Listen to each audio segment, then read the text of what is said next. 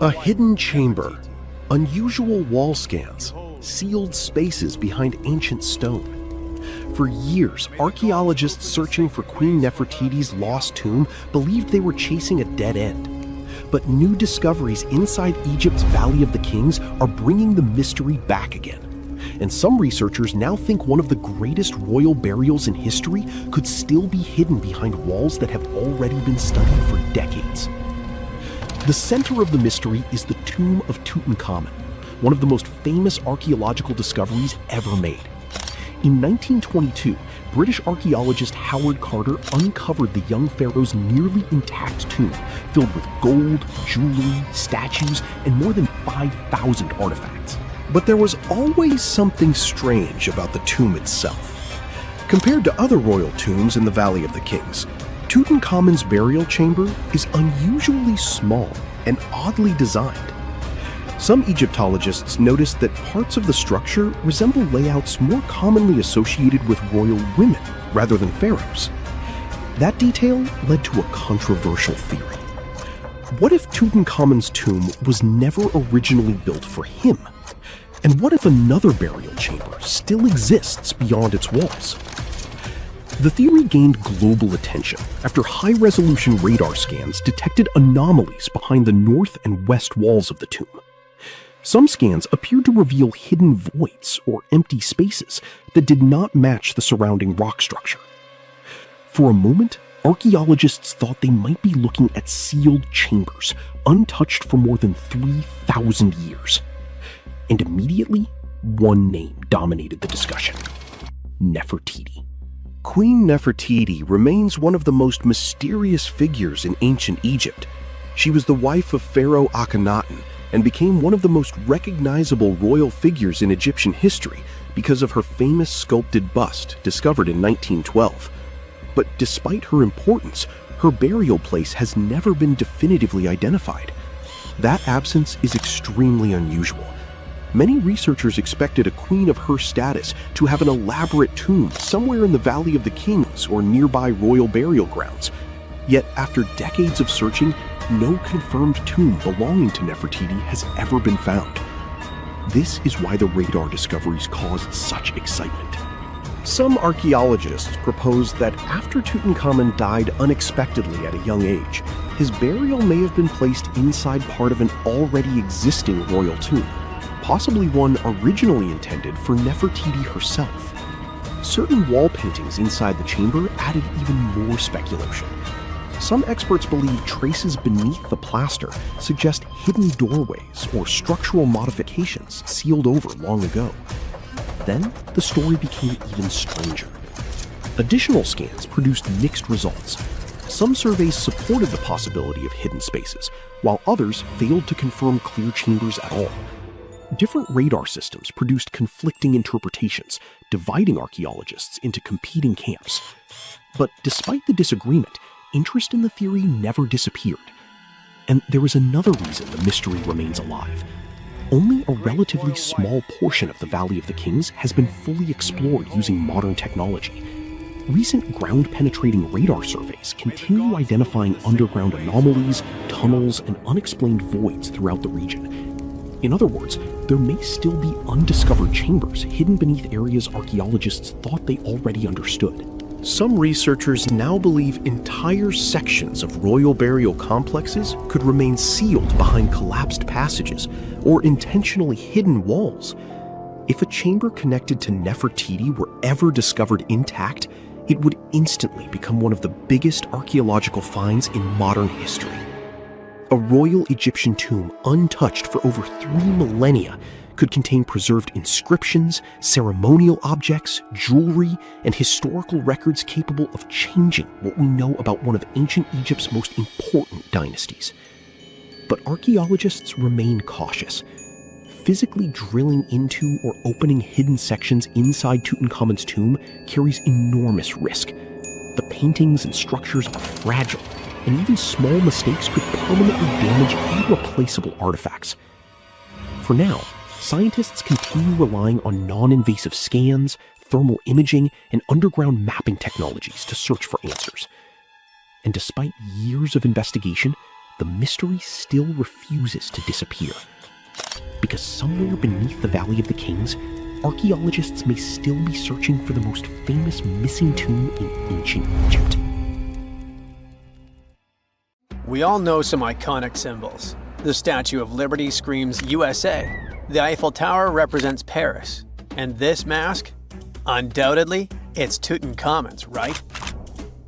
Sometimes it feels like historians have squeezed every last drop out of the King Tut story. But guess what? The most obvious details often slip right under our noses. Like the fact that this famous mask didn't actually belong to him, nor was it ever meant for him. Stick with me for the details. Can we get a close-up of that mask? Thanks. See those holes? Yep, they're for earrings. And no, it's not that they had anything against jewelry, but back in ancient Egypt, earrings were typically worn by high-status women or kids.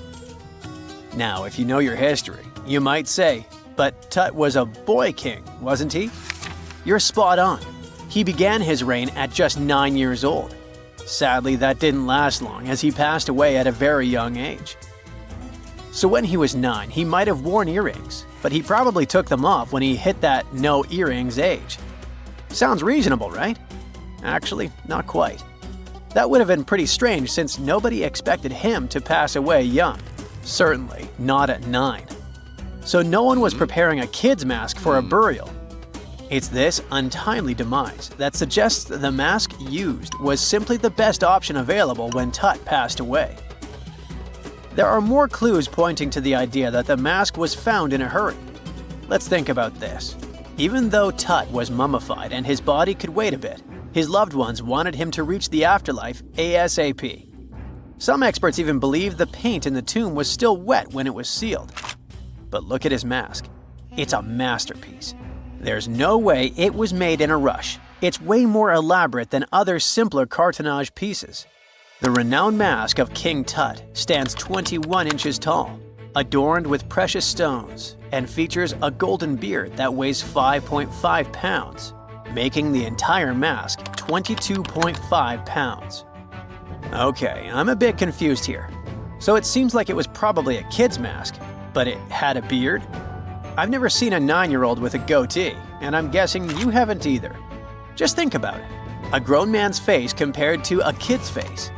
Fun fact for you, our faces pretty much stopped growing at the age of 16, so by 19, Tut would have definitely had the face of an adult man. Can you imagine trying to fit a relatively small kid's mask on a grown man? That would have been super embarrassing, and no one would have let that happen. Right, let's dismiss the kid's theory. Now, the second option, if you remember, is that the mask could have originally belonged to a woman. This is where the beard theory comes into play. Some researchers believe the beard might have been added later on. Here's another twist. What if the mask was actually made for Nefertiti herself, who ended up maskless? In this case, there are two discoveries. Two birds with one stone. For now, it sounds like a conspiracy theory, I know. But let's give it a shot and delve deeper into the details. So, Tut passed away in around 1323 BCE, probably due to malaria. He had other health issues too, like when he broke his leg, and records suggest he wasn't in the best shape. As for Nefertiti, we have no solid data about her demise. Plus, nobody knows exactly when or where she was buried. The supposed year when she passed away is around 1330 BCE, but she could have lived longer, and the mask was intended and prepared for her. Or maybe they just took her mask right from the burial chamber. After all, they were family. Well, sort of. She was said to be his stepmom, having been married to Akhenaten, who was likely Tut's father. But this is not 100% accurate. Some scientists doubt it. Ah, these ancient Egyptian families. It's hard to keep track of who's who. I know, you're not yet convinced that Tut wore a lady's mask. Let me share one more theory with you. Meet Howard Carter, the enthusiastic archaeologist who discovered Tutankhamun's tomb. It was located in the Valley of Kings outside Luxor and, to everyone's surprise, was nearly intact. When he entered, he noticed something odd. This didn't feel like a pharaoh's burial chamber. It was classy and all, but it had a vibe that suggested it was made for a woman.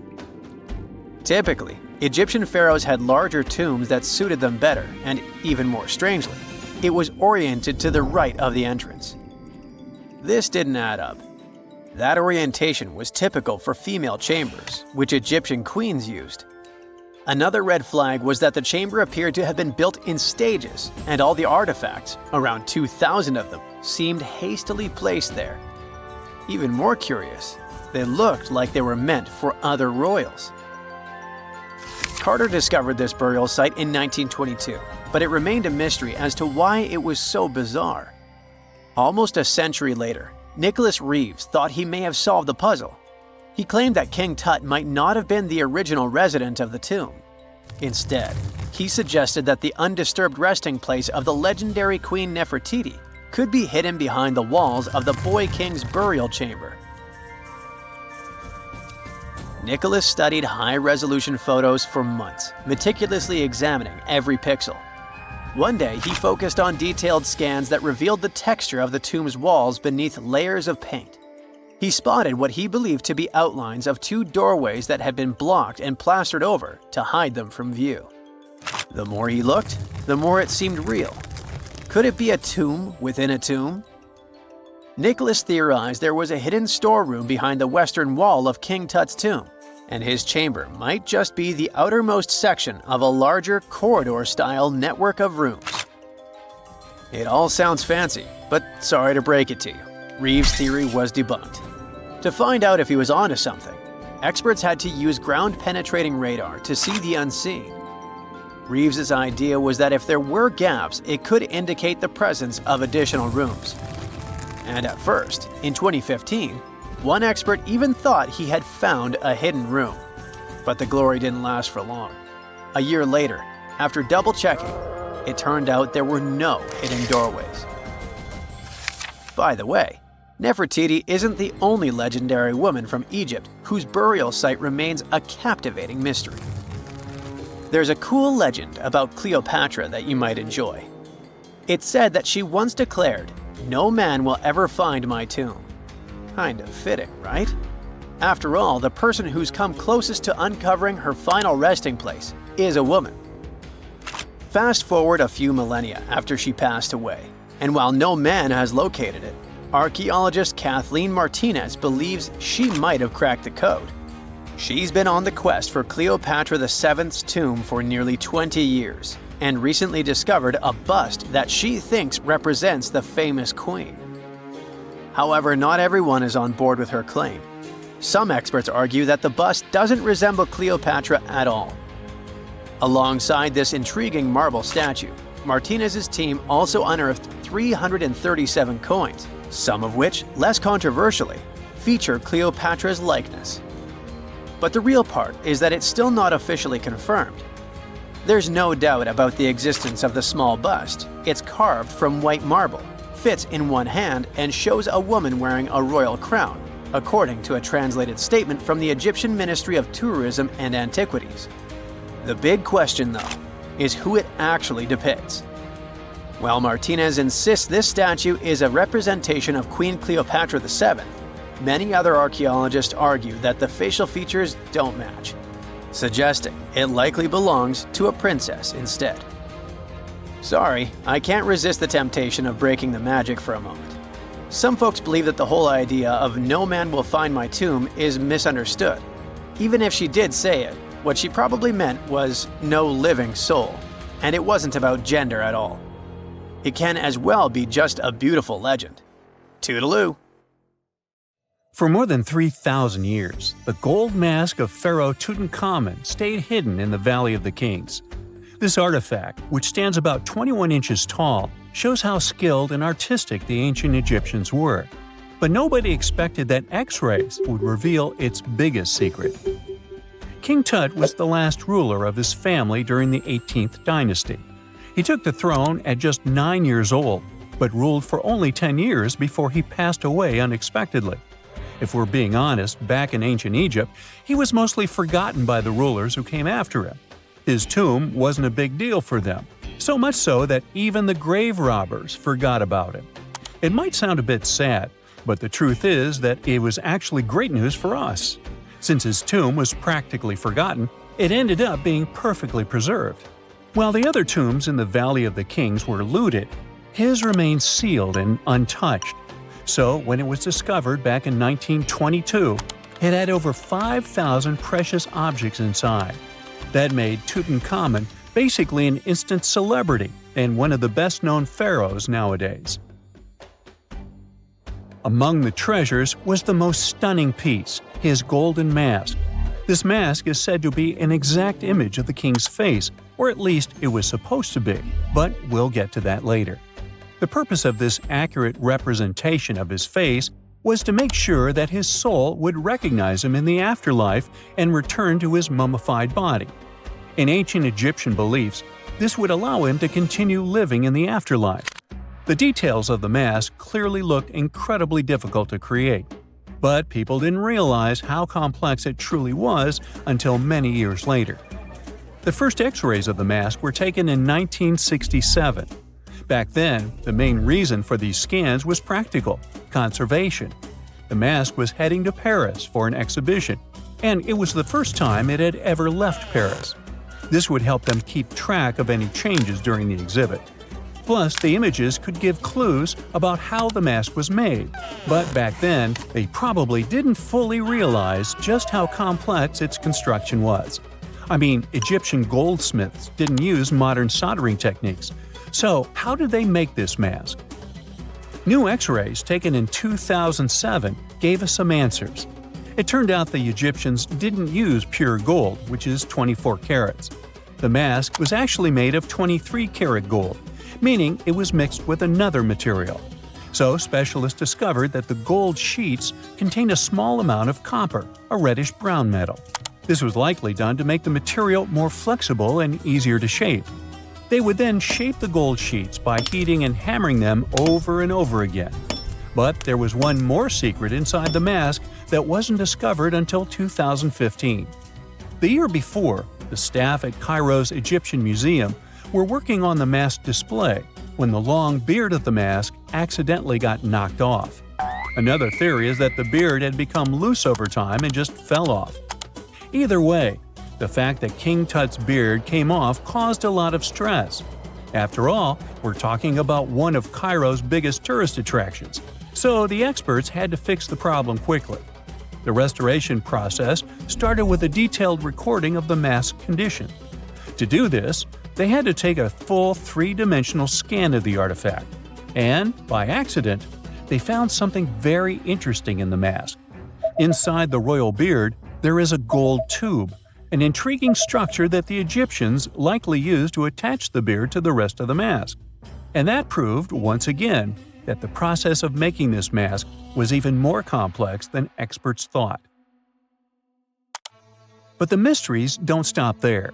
Remember how we mentioned that the mask was thought to perfectly represent King Tutankhamun's face? Well, that might not be entirely true. Some popular theories suggest the mask was never meant for him and was actually made for someone else. A study published in 2015 suggested the mask was originally made for a female pharaoh, his supposed stepmother, the famous and beautiful Egyptian queen Nefertiti. The biggest clue comes from an inscription on the mask. At first glance, it seemed to belong to Tutankhamun, but after a close examination, researchers noted that something else was actually written underneath King Tut's name. The royal name stamp seems to have been altered, and originally it had something written on it that translates to Queen Nefertiti. There is another feature of King Tut's golden mask that was overlooked for years, which adds even more mystery. As we mentioned earlier, experts believe he wasn't respected much by the pharaohs who came after him. And one of the clues that made archaeologists think this is the pierced ears on the mask. Some researchers believe that King Tutankhamun wouldn't have worn earrings after he was a kid. So, according to their theory, by the time he passed away at 18, he shouldn't have been represented with pierced ears. This could also support the idea that the mask originally belonged to Nefertiti, or maybe to someone who wasn't even connected to King Tut. But the mask isn't the only source of mystery. In fact, his whole tomb is full of puzzles. Recently, historians found a sign that the place where King Tut was supposed to be buried was changed at the last minute. For years, experts wonder why a pharaoh who ruled for 9 years ended up in such a simple tomb. When compared to the grandeur of other pharaohs' tombs, his tomb seemed, well, a bit plain. The idea that a king like Tutankhamun would have such an unremarkable resting place just doesn't match up with the power and importance he must have had in ancient Egypt. So, what happened? Well, apparently, this might have something to do with his successor, Pharaoh I. After King Tutankhamun passed away, researchers believe that I made sure to erase him from Egypt's history. So, one theory suggests that he was probably behind the quick decision to place King Tut's body in a smaller, less impressive tomb. When experts looked at I's own tomb, they found something interesting. There is a large wall covered in painted baboons. This is the same type of artwork found in Tutankhamun's tomb. It seems like the same person might have chosen the artwork for both tombs. Now, the design and decoration of the two tombs are almost identical, suggesting there was a shared hand behind both. But there is one key difference. I's tomb is fit for a king. It's much bigger and more impressive, even though the style and artwork are similar to what you see in Tutankhamun's tomb. So the theory suggests that I decided what went into both tombs. Since Tut passed away unexpectedly at a young age, his grand tomb wasn't finished in time. Normally, pharaohs start building their tombs while they're still alive to make sure everything is perfect. But Tut passed away when he was just 18, so there wasn't enough time. I may have taken advantage of the situation, ordering a smaller tomb for Tut and keeping a larger one for himself. Experts believe this theory explains why Tutankhamun's tomb is so simple and how I managed to wipe his memory from history so easily. But in the end, the story of King Tut's mask and tomb is full of mystery and intrigue. Each new discovery sheds more light on what really happened all those years ago. But one thing is for sure, the secrets of ancient Egypt still have much to reveal, and King Tutankhamun will continue to fascinate people for years to come. So looky here, scientists discovered ancient artifacts near King Tut's tomb. Turns out, his VIP final resting place looks more like a public graveyard with about a dozen wooden coffins that's been there for around 3,600 years. Okay, I might have exaggerated a tad. The 11 tombs weren't exactly right next to King Tut, but they were close, near the same city of Luxor. New findings in Egyptian tombs can help us piece together what life was like in ancient Egypt. And guess what? Ancient Egyptians seem to have been remarkably like us, modern humans. Say, the women have always loved jewelry, and archaeologists retrieved a beautifully made necklace with 30 amethyst beads and 2 agate beads, plus a hippo head amulet. Bet it was all the rage back then. Researchers also discovered 2 copper mirrors. One had a handle shaped like a lotus, and the other was decorated with Hathor, the ancient Egyptian deity of the sky, women, fertility, and love. These recent excavations near Tutankhamun's burial site led to another jaw-dropping revelation. For the first time in thousands of years, fragments of Queen Hatshepsut's Valley Temple were uncovered. This fearless woman was thought to be the second female pharaoh, who ruled with both courage and wisdom, leaving a legacy as solid as the stones themselves. Her temple, hidden for ages, opens a window into a time filled with power, intrigue, and spiritual devotion. Archaeologists found over 1,000 beautifully decorated stone blocks on the outskirts of Hatshepsut's funerary temple. There were very few women who managed to take the throne in ancient Egypt. Another tomb was found nearby, and it belonged to the overseer of Queen Teti Sheri's palace, whose name was Jehuti-Mez. Queen Hatshepsut seems to have even more tombs, aces up her sleeve.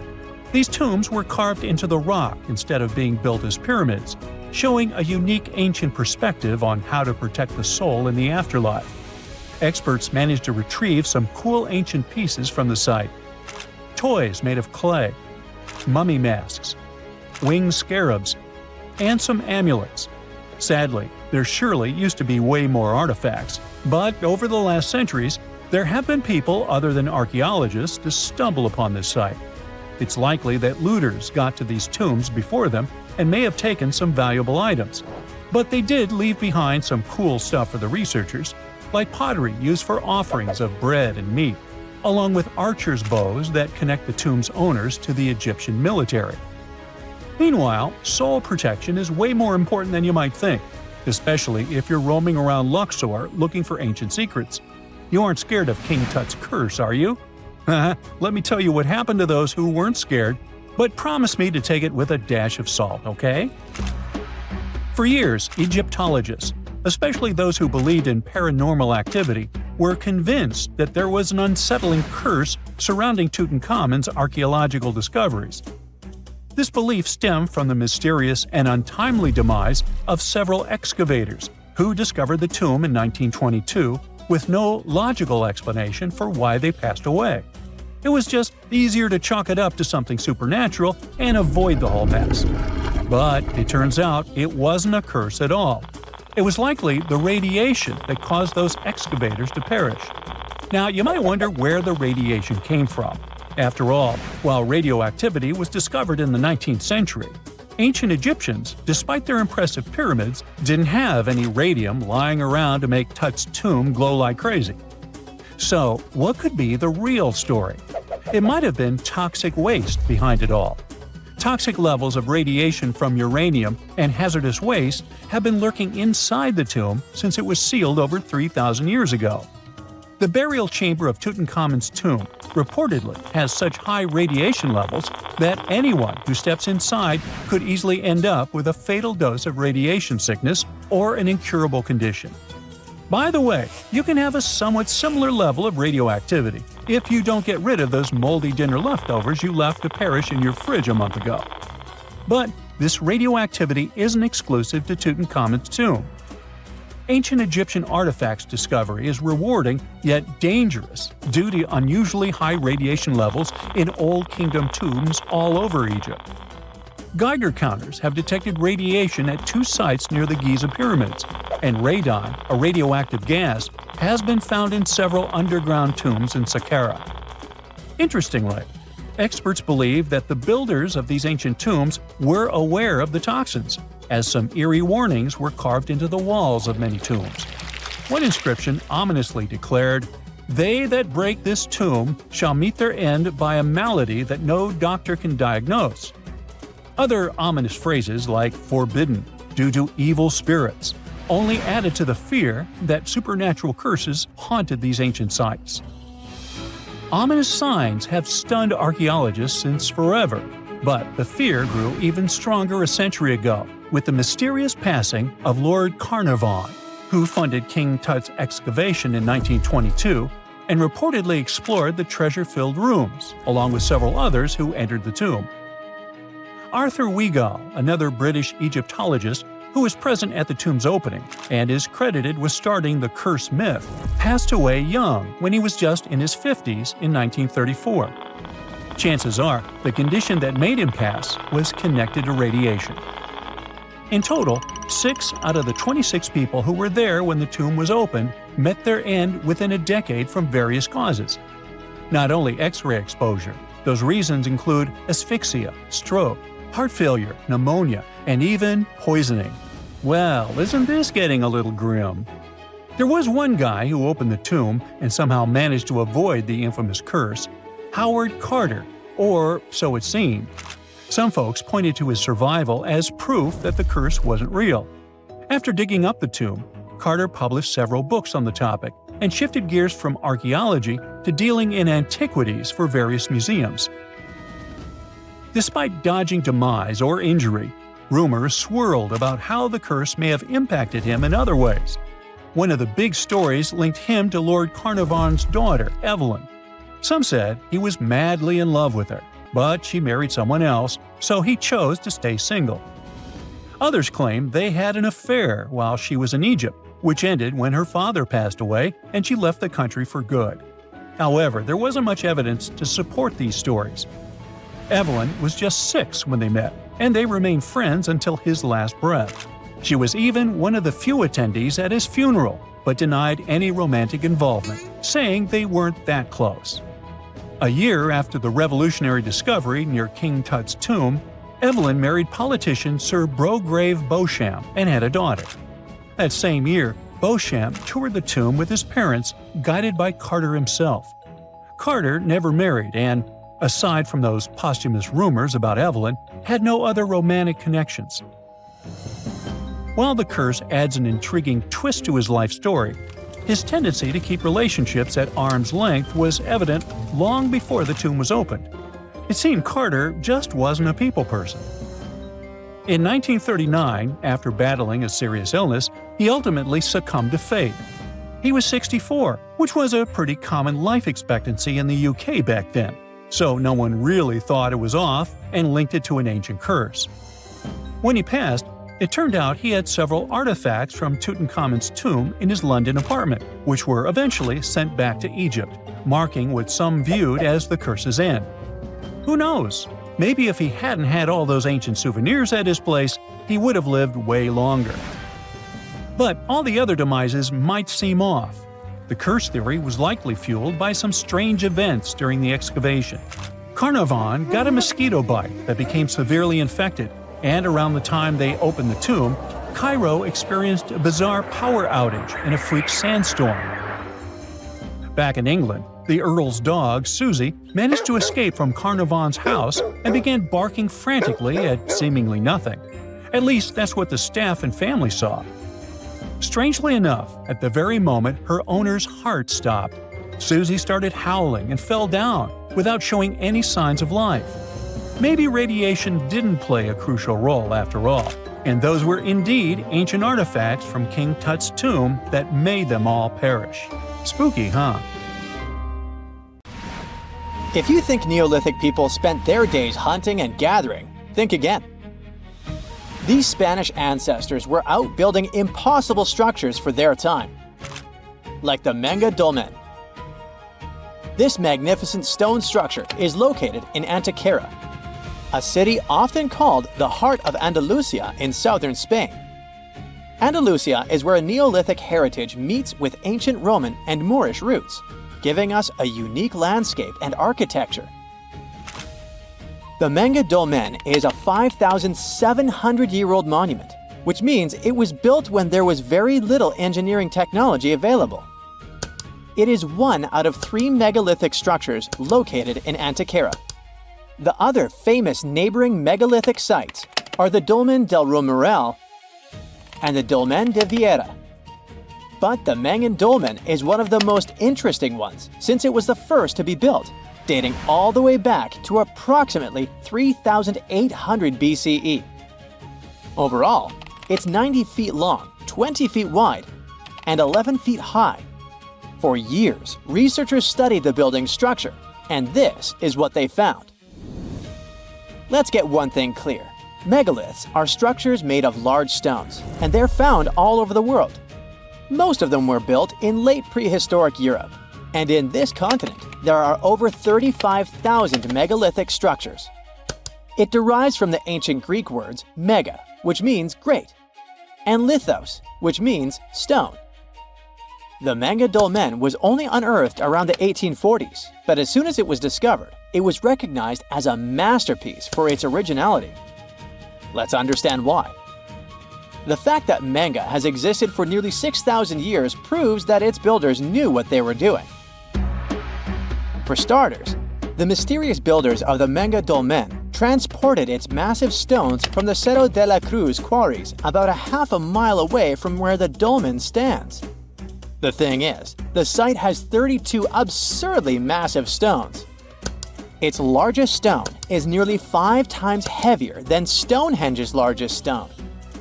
Together, they weigh about 1,140 tons, which is about the same as 2 jumbo transatlantic airplanes filled with luggage and passengers. The largest single stone in Menga, known as Capstone C5, weighs around 150 metric tons, which is about the same as a blue whale. Basically, these ancestral workers carried the largest stone ever moved as part of the megalithic phenomenon in Iberia. and the second largest one in France. In case you're wondering, the first place goes to a humongous monolith weighing 330 tons. That was used to build the Great Broken Menhir in southern Brittany, France. How did they do it though? The first challenge was to carefully select the rocks that would be used to build the structure. According to experts, the builder chose calcarenites and calcarudites, which are considered soft or moderately soft rocks, probably because they would settle into each other more easily with time. Then they had to move these huge monsters. The most plausible guess is that they built a trackway to carry them, using scaffolds, ropes, and gravity itself. This way, they would minimize friction. To carry them downhill, the workers needed to have precise control of their acceleration and a precise notion of the balance point of each rock. Remember we said they used soft rocks, though. This meant they needed to be extremely careful when maneuvering them with ropes. Scientists' main guess is that they also had to build sledges on which to place the rocks. But moving the rocks wasn't their main accomplishment. You see, they designed a structure that would still be standing after centuries. And this is mainly due to the fact that Menga's builders used sophisticated techniques to protect the structure from erosion. In case you don't know, a dolmen is a type of single-chambered megalithic temple or final resting place. Most of them consist of 2 or more upright monoliths that support a large, flat, horizontal capstone or table. Most dolmens date from the late Neolithic period, and they can be found all over the world in places such as Turkey, England, Indonesia, Spain, Brazil, and the list goes on. In the Menga dolmen, researchers say they took extra care to waterproof the whole thing. The upright stones that make up the walls weren't placed straight up, but were actually tilted inward at around an 84 or 85 degree angle, making the whole chamber narrower at the top than the bottom, giving it a trapezoid shape. These stones also leaned sideways against each other, and this wasn't a random choice. The builders probably used some pretty advanced tools like levels and squares to make sure the angles were super precise. One researcher even said it was like building a giant Tetris puzzle where the builder had very little room to make mistakes, since the rocks were so absurdly heavy to move for adjustments. In order for the rocks to be tilted ever so slightly, the builder had to design deep foundation sockets on which to place the rocks. These sockets allowed them to have control of the millimetric positioning of the rocks, so that they would really interlock with one another. The cherry on top was literally the capstones. Once the massive capstones were added on top, the whole thing became a solid box. They carved out the inside from the bedrock beneath it, leaving the walls and roof intact. To protect the chamber, they piled a huge mound of soil over the top, kind of like wrapping the structure in a blanket. This kept the chamber warm and dry and also added extra stability, almost like a natural straitjacket to hold everything together. Oh, and there's another very important detail. The builders aligned the dolmen with the nearby mountains, not only for practical reasons, but also to create intriguing light patterns within the chamber. This alignment proves how much planning went into the construction of the megalith, pointing to the builder's deep connection with astronomy as well. An avid researcher of the site said it's not exactly clear the reason why dolmens were built. Not many relics have been found on site, but many agree that it was probably used as a temple and resting places for important people. That's why they were built to last eternally. The Menga dolmen specifically was built in a seismically active region, so that was another reason for the sturdy structure. It seems that the builders were also thinking of other details as well. From the entrance of the dolmen, one looks directly to the so-called Lover's Rock and the sunrise both at the same time.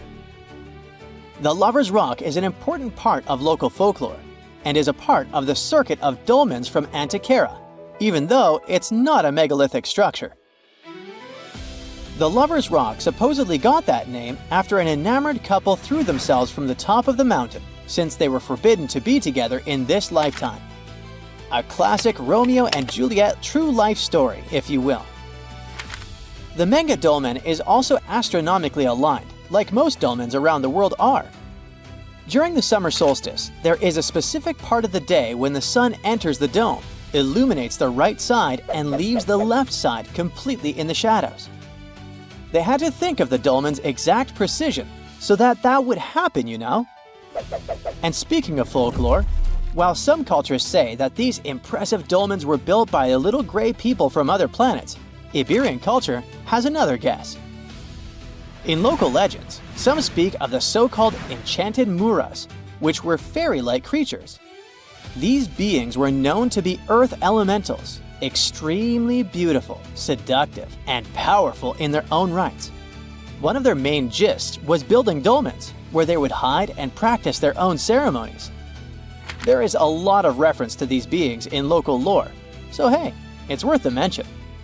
Either way, it's no wonder UNESCO decided to name it one of its National Heritage Sites. It's a true ancient masterpiece. You're digging in Egypt's famous Saqqara necropolis, also known as the ultimate VIP graveyard for pharaohs, when suddenly you find a giant pink door hiding something no one knew existed. Behind this giant stone door, one that wasn't supposed to open, by the way, you find a lost tomb of Egyptian royalty. Alright, history lovers, it's time to buckle up because archaeologists just pulled off something straight out of an Indiana Jones movie. Let's travel all the way to Saqqara, one of Egypt's most mysterious and treasure-packed ancient sites. The star of the show? The prince you've probably never heard of, Prince Userefre, son of King Userkaf. No one important, just, the founder of Egypt's 5th dynasty. No big deal. But the way his tomb was discovered.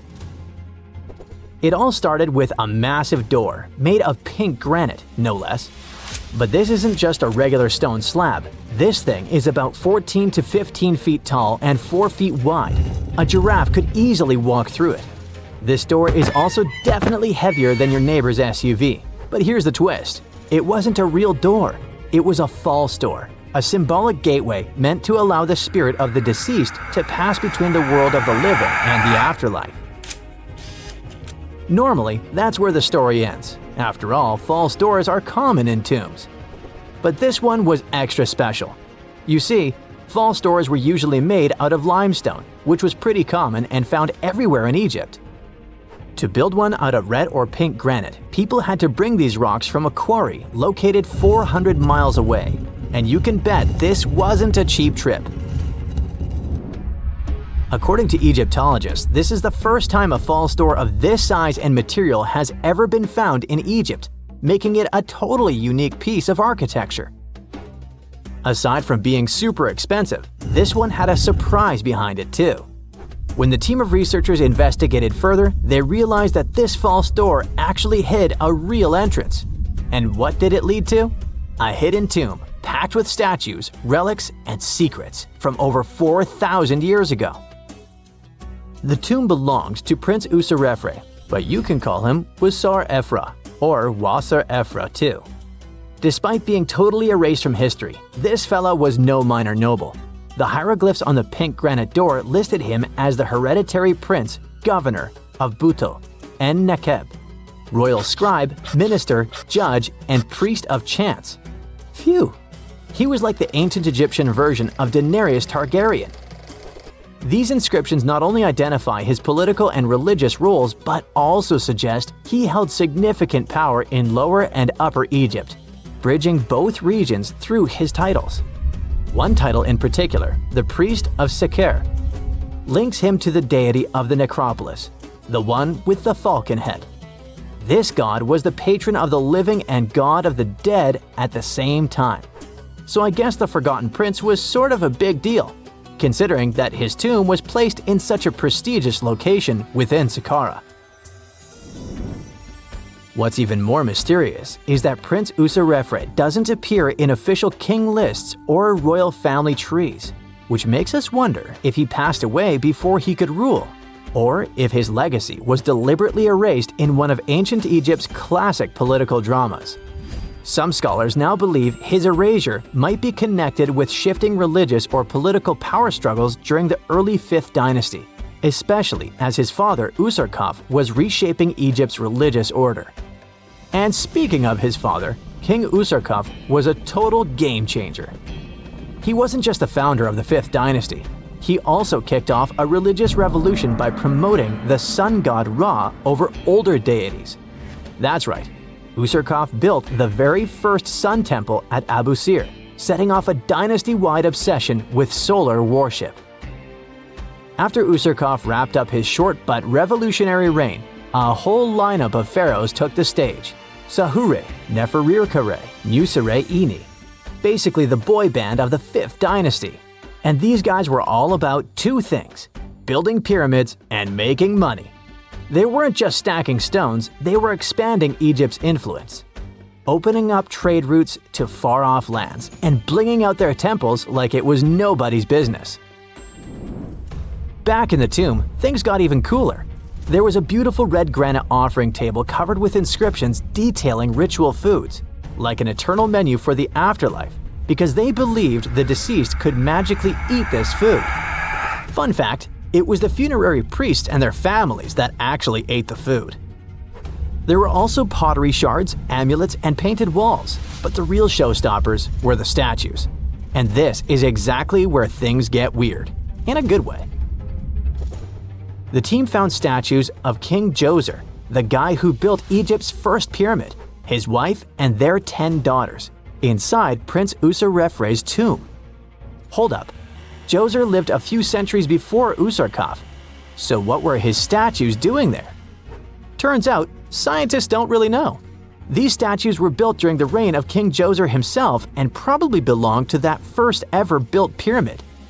Experts believe these statues were probably relocated during the 26th dynasty, thousands of years after Djoser, maybe to protect them from destruction, or maybe because they were still venerated. Basically, ancient Egyptians were hoarders, but classy ones.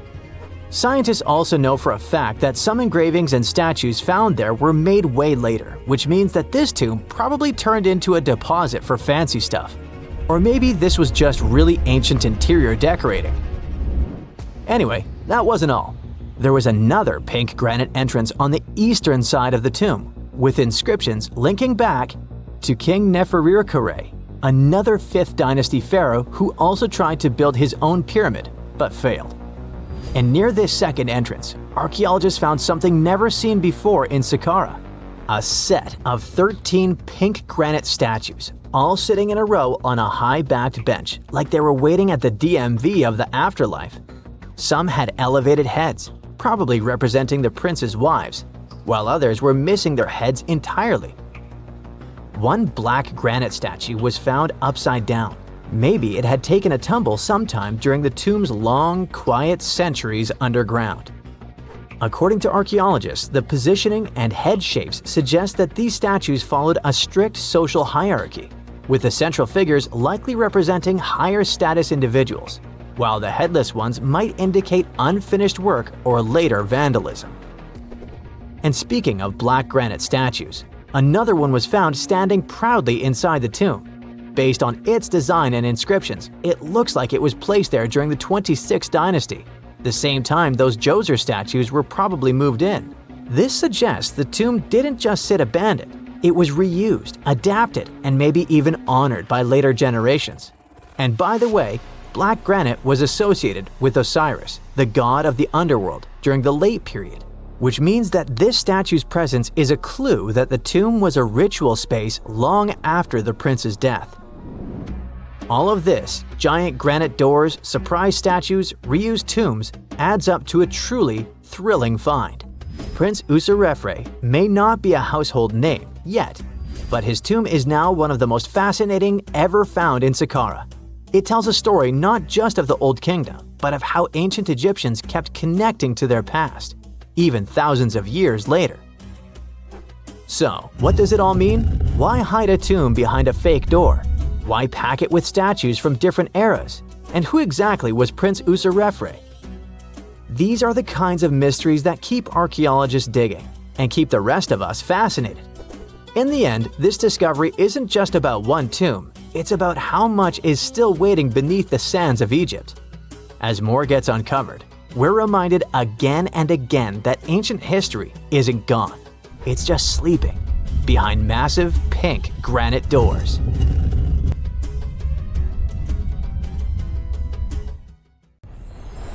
Miles and miles of yellow sand, treeless mountain ridges, and scorching hot sun over your head. And suddenly, something you'd never expect to come across in a barren desert. A small group of overexcited people.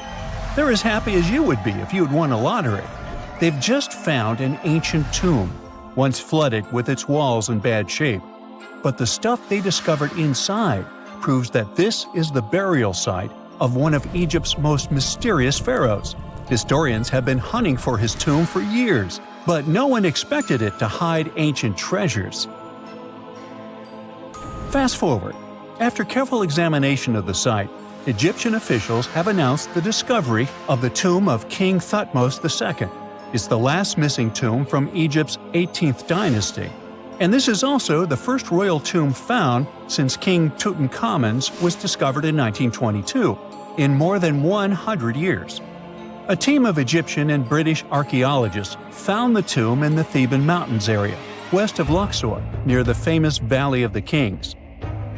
Before this, the site was only known as Tomb C4, but during their excavation, the team found clear evidence proving it belonged to King Thutmose II. Archaeologists actually found the entrance and main tunnel leading to the tomb in 2022. But at first, they thought it belonged to a queen because it was near the graves of Thutmose III's wives. It was also close to Queen Hatshepsut's tomb. Originally, it was prepared for her when she was just a royal wife. But everything changed when she became pharaoh. But we'll talk about this twist of fate a little later. But soon they realized that their discovery was much more significant. They found alabaster jars with Thutmose II's name and the words "deceased king" written on them. That's when they realized that the tomb was actually his final resting place. Sadly, Thutmose II's tomb has seen better days. According to the head of Egypt's antiquities sector and the leader of the Egyptian excavation team, the tomb suffered major damage from ancient floods not long after the pharaoh's death. Water swept through the burial chamber, likely destroying or displacing many of the original artifacts. Much of what had been once inside the tomb was moved elsewhere in an attempt to salvage it. The researchers found out that the tomb had a basic design, with an entrance, a sloping main corridor, and a burial chamber. The corridor was coated in white plaster and rose about 4.5 feet above the floor of the burial chamber. A large staircase and a very large descending corridor of the tomb indicated its grandeur. It took the team a long time to navigate through, though, as the tomb was blocked by flood debris and collapsed ceilings. Only after crawling through a 32-foot passageway with a small 16-inch gap at the top, the worst nightmare for those of us with claustrophobia, were they able to reach the burial chamber. There, they were in for another surprise. They cleared the debris, expecting to find the crushed remains of a burial beneath. But the tomb turned out to be completely empty, and it was not due to robbery. It had been deliberately emptied. The researchers soon realized that the tomb had been flooded since it had been built underneath a waterfall. It happened just a few years after the king's burial, so the contents of the tomb were moved to another location. That's why there was a second corridor in the tomb. It was most likely made to help remove King Thutmose II's body from his flooded tomb. Despite the damage, the excavation team made some really exciting discoveries. They found traces of mortar decorated with blue inscriptions, yellow stars, and fragments from the Book of Amduat, one of the most significant funerary texts in ancient Egypt. The book was meant to guide the deceased through the underworld, ensuring a safe journey to the afterlife. Now, how about we sneak a peek at ancient Egypt's 18th dynasty? It was all about conquering lands, expanding the empire, and building jaw-dropping monuments. Some of the biggest names from that era, Thutmose I and Thutmose III. both legendary warrior kings who left their mark in history. Thutmose I was a fierce fighter who led major military campaigns, pushing Egypt's border further south than ever before, all the way to the fourth cataract of the Nile. His victories gave Egypt access to new trade routes, stronger political ties, and more wealth. His conquests were so significant that they were recorded in the tombs of his top officials. Thutmose III, sometimes called Thutmose the Great, took things even further. He was not only an incredible military strategist, but also the commander of Pharaoh Hatshepsut's armies before becoming king himself. He led between 17 and 20 military campaigns, winning every single one and expanding Egypt's empire to its peak. He even created the world's first navy. Thutmose III is often remembered as Egypt's greatest warrior pharaoh. And sandwiched between these two powerhouses was Thutmose II, a pharaoh who doesn't get nearly as much attention. Hey, the middle child, right? His reign lasted only about 5 years before he passed away at around age 30 in 1479 BCE. He is kind of a mystery. No one really knows what he accomplished. For the longest time, even the location of his burial site was totally unknown. His body was actually found in the 19th century. It was just lying around in the mortuary temple of Deir el-Bahari, in a secret chamber where priests used to hide royal mummies centuries after their original tombs were looted by grave robbers. In other words, Thutmose II's body must have been moved from his original resting place at some point in history to protect it. During his lifetime, Thutmose II made at least one major impact on Egyptian history. He married his half-sister Hatshepsut. That might not sound like a big deal, but it helped her become Egypt's greatest female pharaoh after he passed. The catch? She kept her stepson, Thutmose III, off the throne for decades. When he finally took power, he erased her name from history out of spite. And still, Hatshepsut is one of Egypt's greatest pharaohs, no matter if you're talking about a man or a woman. She brought a lot of wealth and art to Egypt. She led a big trading trip to a place called Punt, where she brought back things like gold, ebony, and incense. She also made sure her name lasted by building amazing structures that we can still see today. At Karnak, she added huge obelisks. One of them is still standing tall. She also was the one to build the Temple of Deir el-Bahari with its countless columns. She was buried there. Interestingly, Hatshepsut was often shown in art as a man, with muscles and a beard, like how pharaohs were usually depicted. But she made sure there was always something in the artwork that reminded people she was a woman, like calling herself Daughter of Re, or His Majesty herself. When she passed away in 1458 BCE, Egypt wouldn't have a female ruler as powerful as her until Cleopatra, about 1400 years later. According to Egypt's Supreme Council of Antiquities Secretary General, isn't that a mouthful? Hatshepsut's name actually appears in Thutmose II's tomb, meaning she might have even handled his burial. As for their final resting places, well, Hatshepsut was buried in the Valley of the Kings, and Thutmose II's mummy is now in the National Museum of Egyptian Civilization, alongside other ancient Egyptian rulers. It gives visitors a rare chance to see the remains of a nearly forgotten pharaoh. Now, experts consider the discovery of his tomb to be one of the most significant in recent years. The artifacts found there add important details to our understanding of the history of the region and Thutmose II's rule. And even though the tomb's design is fairly simple and follows the same architectural style preferred by later Egyptian rulers, its historical importance is undeniable. In any case, the mission isn't over yet. Archaeologists are now focusing on solving another mystery. Where did the rest of the tomb's contents end up? The team is determined to continue their search. Who knows what other secrets they will uncover that have remained hidden beneath the sands for thousands of years. During the early 1920s, the world was mesmerized by King Tut. A British archaeologist, Howard Carter, discovered the young pharaoh's tomb in Egypt's Valley of the Kings, 1922. But the public wasn't only interested in gold and jewelry. The press wrote about the curse of the pharaohs. But was it true? Was an ancient curse really the reason everyone entering the pyramids lost their lives? At the time, this was the only explanation for a series of unexplained passings. The man present at the opening of King Tut's burial chamber, George Herbert V, Earl of Carnarvon, lived only 5 more months after the discovery. He had also sponsored the dig. In comes Sir Arthur Conan Doyle.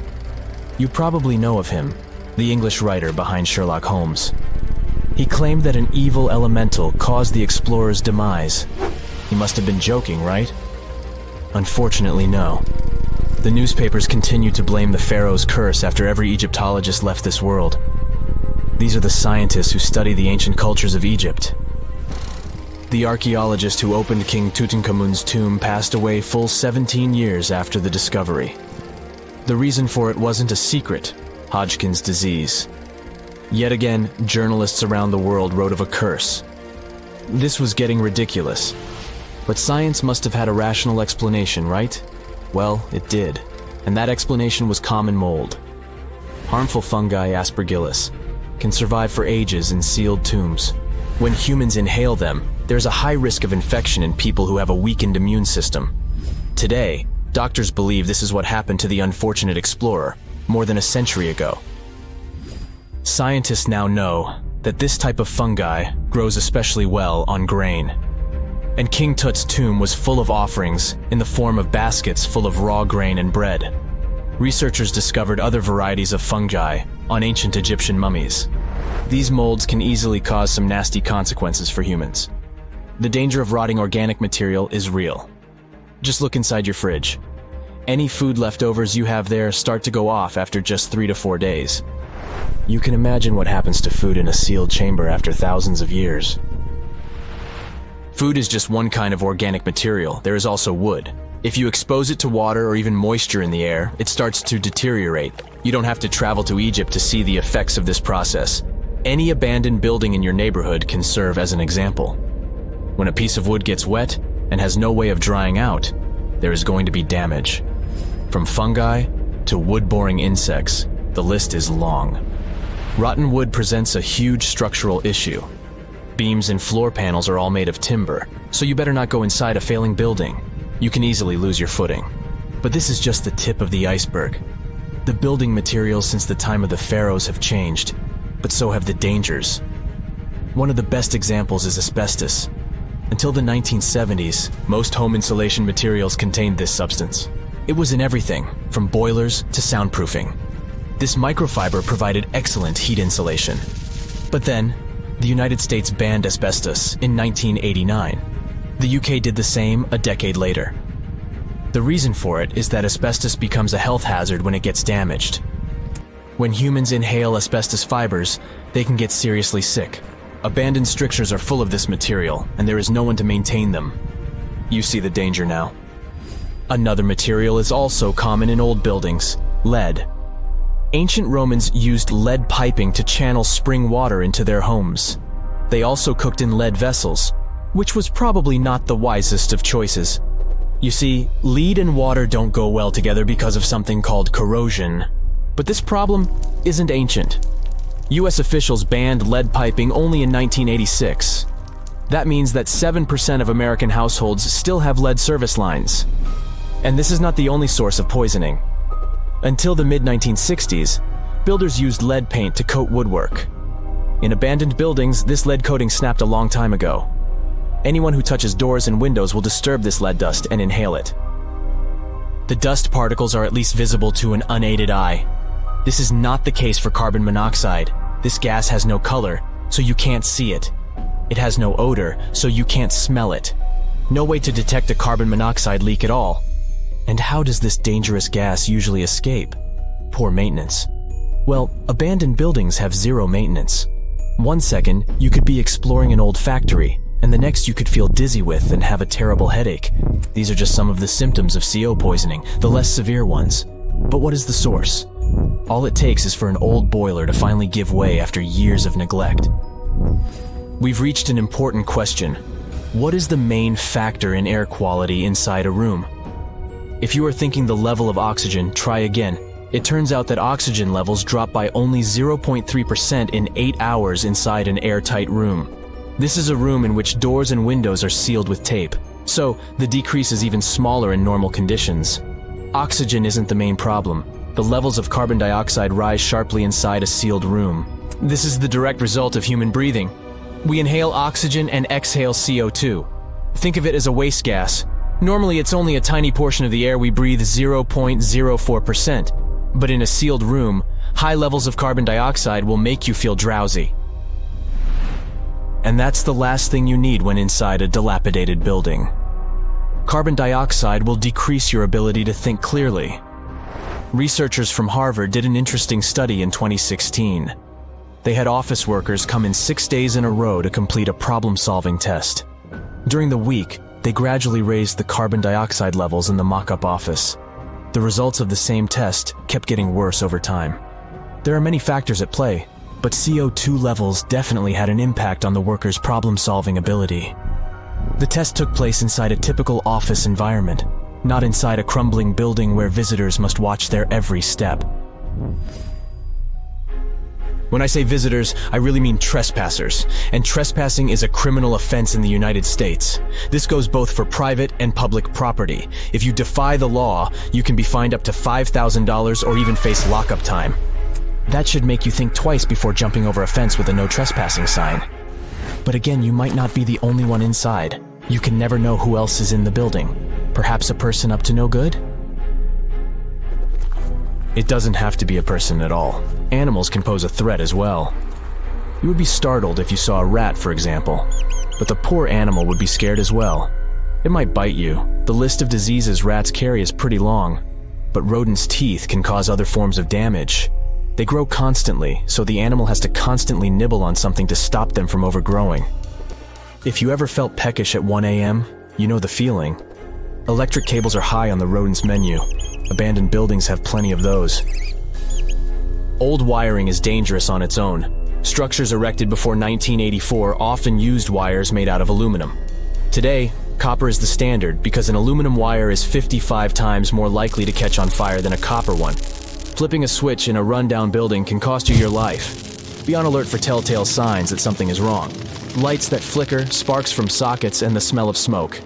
And yeah, don't count on an earth cable to protect you from electrocution. Ground cables became standard only in the 1960s.